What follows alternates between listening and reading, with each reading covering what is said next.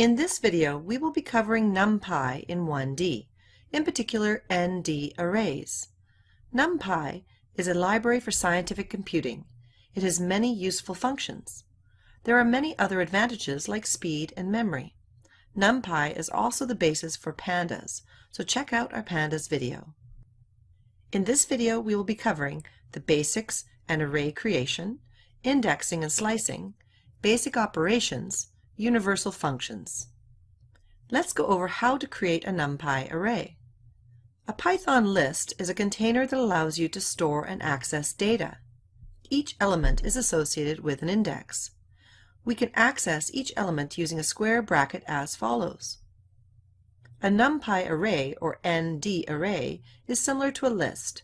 It's usually fixed in size, and each element is of the same type, in this case integers.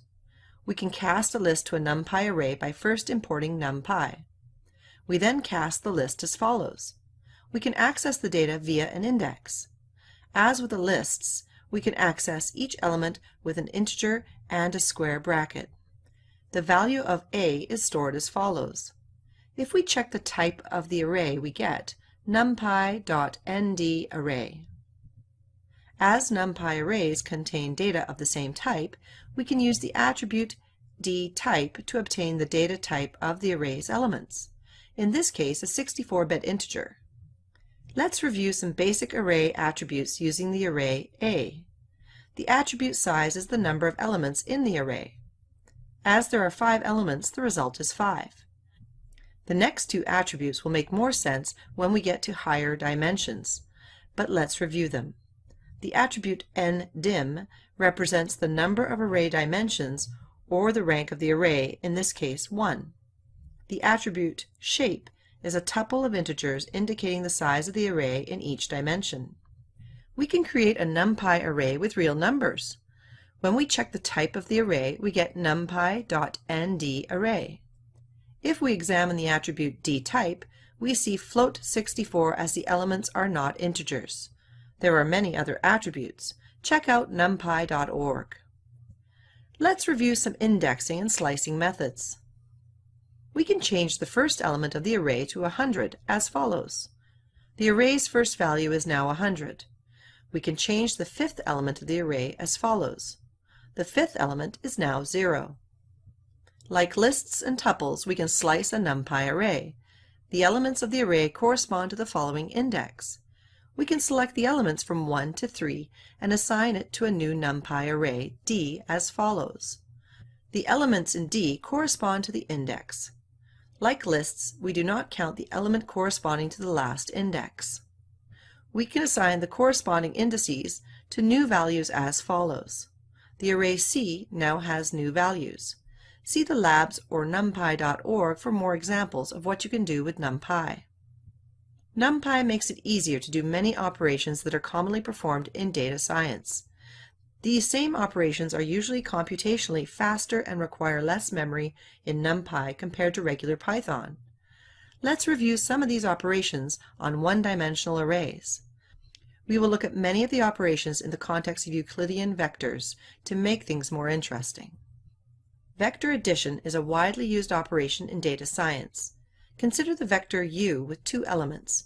The elements are distinguished by the different colors. Similarly, consider the vector v with 2 components. In vector addition, we create a new vector, in this case z. The first component of z is the addition of the first component of vectors u and v. Similarly, the second component is the sum of the second components of u and v. This new vector z is now a linear combination of the vector u and v. Representing vector addition with line segment or arrows is helpful.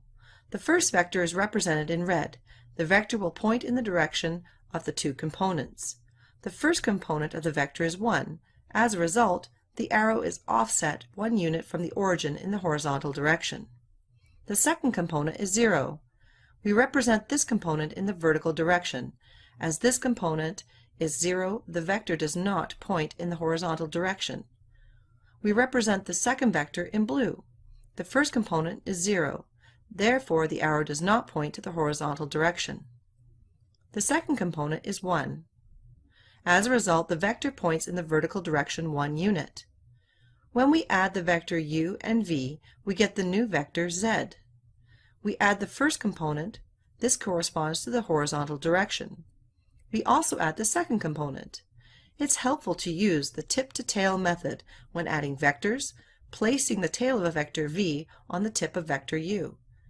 The new vector z is constructed by connecting the base of the first vector u with the tail of the second v. The following 3 lines of code will add the 2 lists and place the result in the list z. We can also perform vector addition with 1 line of Numpy code. It would require multiple lines to perform vector subtraction on 2 lists as shown on the right side of the screen. In addition, the Numpy code will run much faster. This is important if you have lots of data. We can also perform vector subtraction by changing the addition sign to a subtraction sign. It would require multiple lines to perform vector subtraction on 2 lists, as shown on the right side of the screen. Vector multiplication with a scalar is another commonly performed operation. Consider the vector y. Each component is specified by a different color. We simply multiply the vector by a scalar value, in this case 2. Each component of the vector is multiplied by 2. In this case, each component is doubled. We can use the line segment or arrows to visualize what's going on. The original vector y is in purple. After multiplying it by a scalar value of 2, the vector is stretched out by 2 units, as shown in red. The new vector is twice as long in each direction. Vector multiplication with a scalar only requires 1 line of code using Numpy. It would require multiple lines to perform the same task as shown with Python lists as shown on the right side of the screen. In addition, the operation would also be much slower. Hadamard product is another widely used operation in data science. Consider the following 2 vectors, u and v. The Hadamard product of u and v is a new vector z. The first component of z is the product of the first element of u and v. Similarly, the second component is the product of the second element of u and v. The resultant vector consists of the entry-wise product of u and v. We can also perform Hadamard product with 1 line of code in Numpy. It would require multiple lines to perform Hadamard product on 2 lists as shown on the right side of the screen. The dot product is another widely used operation in data science. Consider the vector u and v. The dot product is a single number given by the following term and represents how similar 2 vectors are. We multiply the first component from v and u. We then multiply the second component and add the result together. The result is a number that represents how similar the 2 vectors are. We can also perform dot product using the Numpy function dot and assign it with the variable result as follows. Consider the array u. The array contains the following elements. If we add a scalar value to the array, Numpy will add that value to each element. This property is known as broadcasting. A universal function is a function that operates on ND arrays. We can apply a universal function to a Numpy array. Consider the arrays A. We can calculate the mean or average value of all the elements in A using the method mean. This corresponds to the average of all the elements. In this case, the result is 0. There are many other functions. For example, consider the Numpy arrays B. We can find the maximum value using the method 5. We see the largest value is 5. Therefore, the method max returns a 5. We can use Numpy to create functions that map Numpy arrays to new Numpy arrays. Let's implement some code on the left side of the screen and use the right side of the screen to demonstrate what's going on. We can access the value of pi in Numpy as follows. We can create the following Numpy array in radians. This array corresponds to the following vector. We can apply the function sign to the array x and assign the values to the array y. This applies the sign function to each element in the array. This corresponds to applying the sign function to each component of the vector.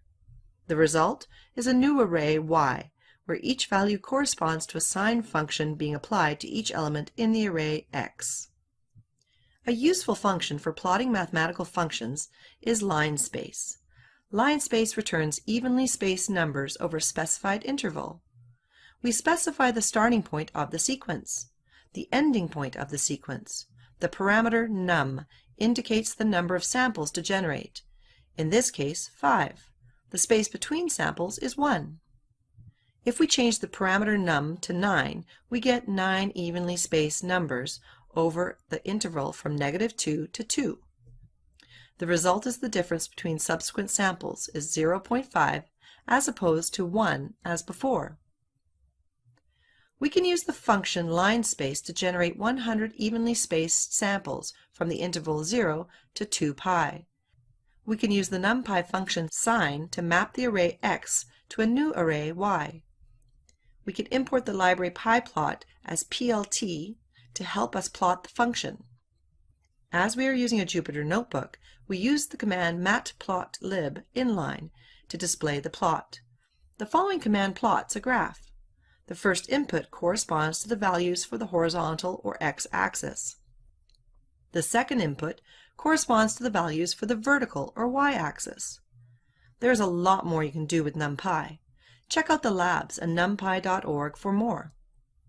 Thanks for watching this video.